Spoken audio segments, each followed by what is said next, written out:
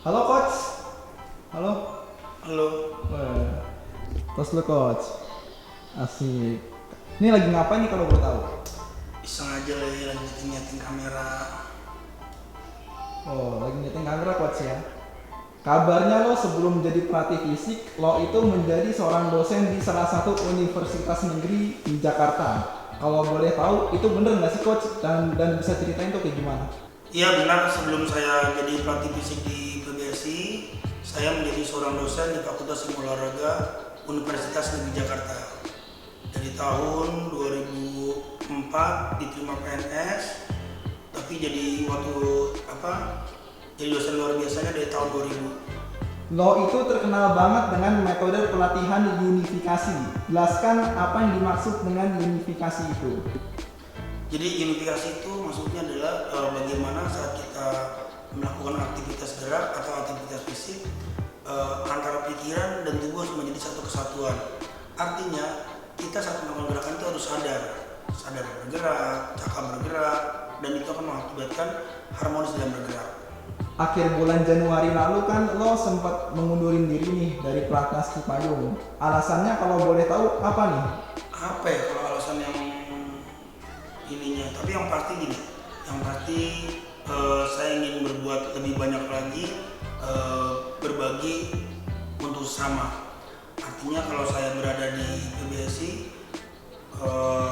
pengalaman-pengalaman saya, ilmu-ilmu yang saya punya itu hanya sebatas pada ruang lingkup di PBSI. Sedangkan saya dari dulu ingin sekali mengaplikasikan metode unifikasi untuk orang banyak, khususnya untuk semua cabang. Apa saja sih materi latihan yang diberikan lo ketika sedang melatih fisik di Platnas PBSI? Ya hampir sama seperti pelatih-pelatih yang lain, kita mengacu pada komponen fisik yaitu daya tahan, kecepatan, kekuatan, daya ledak, keseimbangan, ketepatan, ya berbagai macam yang berhubungan dengan aktivitas fisik. Bagaimana kita membuat atlet tidak hanya sekedar bugar, tapi juga kondisi fisiknya meningkat sesuai dengan kebutuhan mereka sebagai atlet untuk meningkatkan prestasi di cabangnya. Siapa atlet di Platnas PBSI yang sering banget dilatih sama lo? Yang pasti karena saya waktu di PBSI memegang untuk sektor ganda putra, jadi saya lebih banyak di ganda putra, sektor ganda putra. Nah, sekarang kita bahas yang lain nih. Beberapa waktu yang lalu kan heboh terkait isu yang menghebohkan bahwa harga mie instan itu akan naik 3 kali lipat dari harga normal. Nah, tanggapan lo terkait hal ini gimana? Wah, lumayan juga nih, soalnya saya pecinta mie.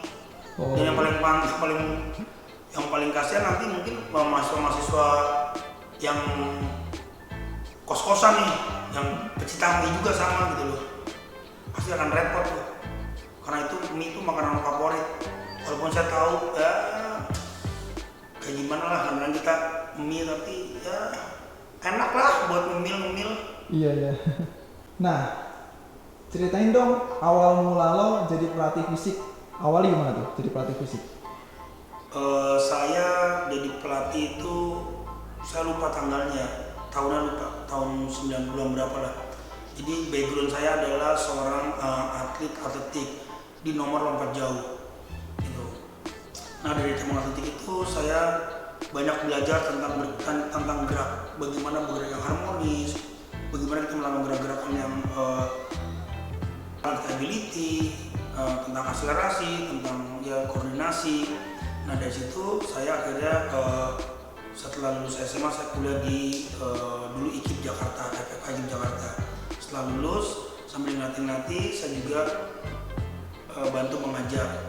Nah 2007 saya itu pertama kali saya memegang pelatih fisik judo di nasional. 2007 itu persiapan untuk SEA Games di Thailand.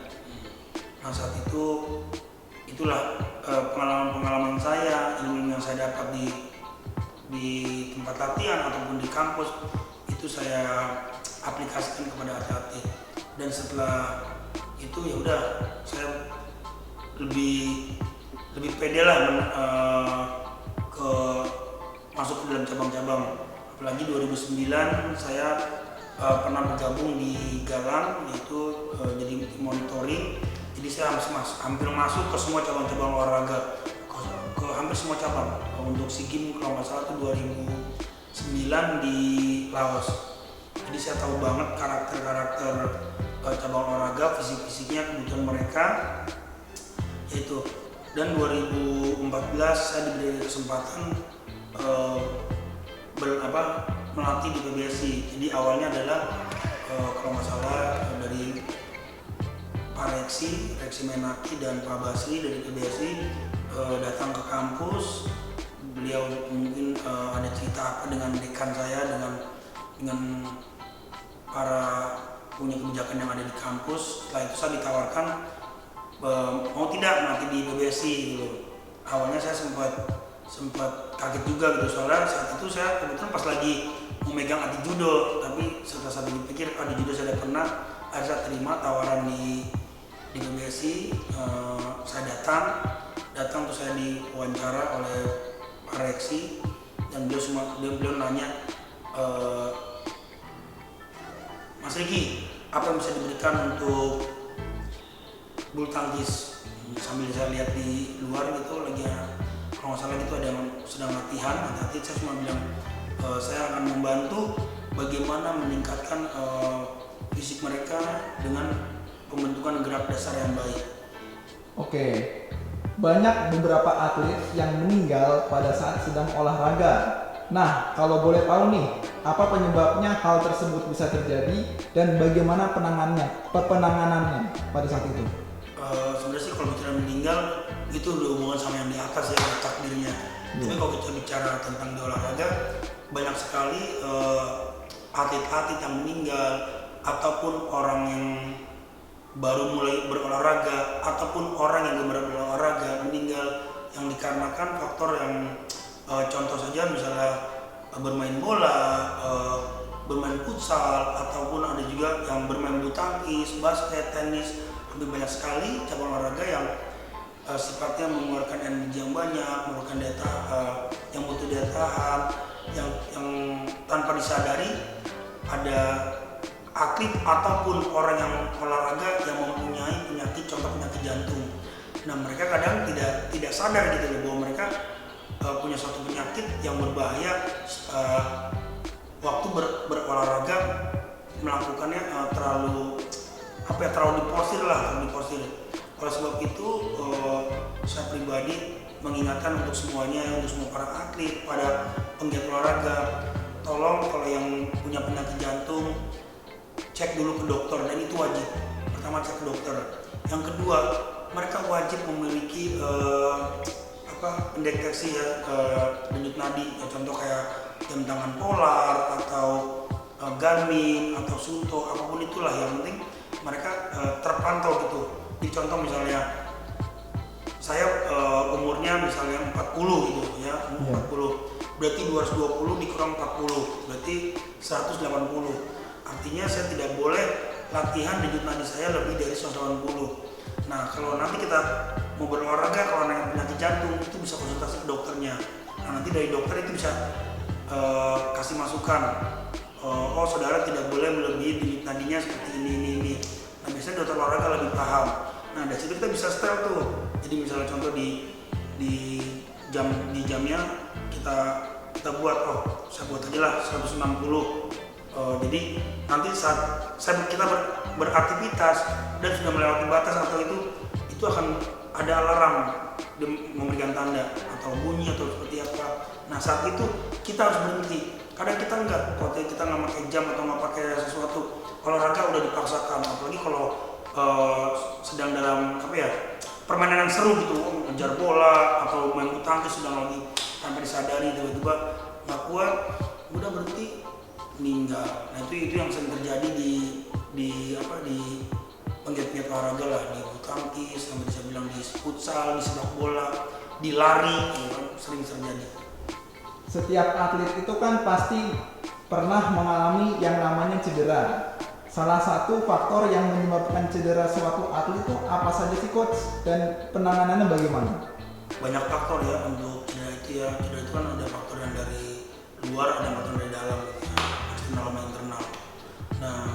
bicara mungkin jangan terlalu luas lah ya. Saya bicaranya mungkin sesuai dengan kapasitas saya aja. Jadi buat saya dan menurut pengalaman saya jadi pelatih, banyak sekali atlet yang cedera karena mereka melakukan gerakan yang kurang harmonis ataupun gerakan yang salah. Contoh saat mendarat, saat mengangkat, saat mendorong, saat berlari, saat apa lagi ya, melangkah atau apalah namanya di gerakan-gerakan gitu, body contact gitu. Nah itu gerakan-gerakan mereka gerakan-gerakannya kurang harmonis, bahkan cenderung salah. Nah itu yang mengakibatkan cedera. Contoh misalnya kalau di bulu tangkis saat mereka impes gitu ya, jumping, saat mendarat posisi tungkanya salah gitu loh, akhirnya terjadi cedera di ankle, cedera di lutut atau cedera di pinggang gitu. Nah itu yang bikin paling sering atlet cedera itu seperti itu gitu. Terus penanganan untuk cedera itu tergantung cederanya. Jadi kalau misalnya cederanya tiba-tiba kita lagi berlari atau melompat terus kena ankle gitu ya, ankle kena, itu jangan, biasanya tuh orang yang awam langsung buru-buru dipakai kremasol, dipakai yang panas-panas, padahal kalau di ya mungkin itu nanti, tapi saya juga nggak bisa menyalahkan itu salah, nggak bisa juga itu, apalagi sesuai dengan kadang ada juga yang kebiasaan daerah lain atau adat lain, enggak, dia nggak ada masalah dengan kremasol gitu. Tapi kalau buat saya sih, karena saya dosen olahraga ya, pelatih ya, yang pertama dilakukan adalah dikompres dulu ya, dikompres biar pembuluh darahnya biar nggak lebih melebar. Setelah itu diistirahatkan, baru besok dipijat atau dimasas gitu ya. Tapi juga tadi tergantung dengan dari cederanya. Yang paling penting adalah tadi, kalau cederanya kira-kira tidak bahaya ya mungkin cuma sekedar atau diistirahatnya masih bisa. Tapi kalau kira-kira bahaya atau kira-kira ini ada keretakan atau ada fraktur, ada patah, nah itu langsung buru-buru ke dokter, karena di mana dokter akan lebih paham dengan ronsen itu akan lebih terlihat. Itu aja Pak. Apa saja sih bagian dari metode unifikasi sendiri? Unifikasi itu jadi kita tidak hanya melatih konsentrasi dan fokus dan gerak. Jadi ada 4 prinsip dari unifikasi. Yang pertama adalah mempertahankan titik pusat. Artinya saat kita bergerak itu titik pusat kita harus dalam keadaan stabil.